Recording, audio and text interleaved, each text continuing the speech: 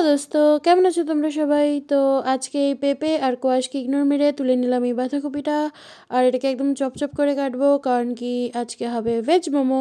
তারপর জল ঝরানো সেই বাঁধাকপির মধ্যে দিয়ে দিব 3টা কুচি কুচি করে কাটা পেঁয়াজ, তারপর দিব লবণ এবং 1 চামচ তেল। এখানে না তোমরা সাদা তেল দিবা, আমার ঘরে সাদা তেল ছিল না, তার জন্য আমি সরষার তেল ইউজ করছি, বাট সাদা তেল দিলে বেটার হয়। তারপর ফ্রিজ থেকে আমি এই যে 2টো কোয়াশের টুকরো পেলাম, তো ভাবলাম এগুলোও দিয়ে দেই। আর কোয়াশ দিয়ে লকডাউনের টাইমে আমরা অনেকবার মোমো খেয়েছি, আর এটা খুবই টেস্টি হয়। তো হ্যাঁ, তারপর এটাকে মিক্স করে নিবা ভালো করে। এখানে আমি আটার মোমো বানাচ্ছি, তার জন্য আমি আটা মেখে নিয়েছিলাম।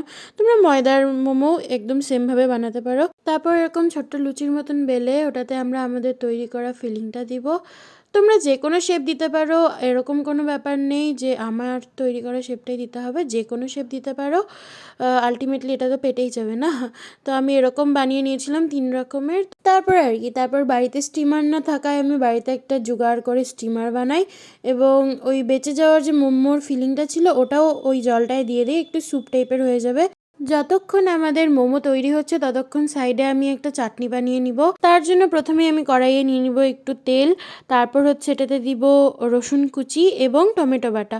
তোমরা চাইলে এখানে শুকনো লঙ্কারও বাটা দিতে পারো, বাট আমার ঘরে শুকনো লঙ্কা ছিল না, তাই আমি গুঁড়া দিয়েছি এবং একটু লবণ দিব। ব্যাস, আমাদের চাটনি রেডি।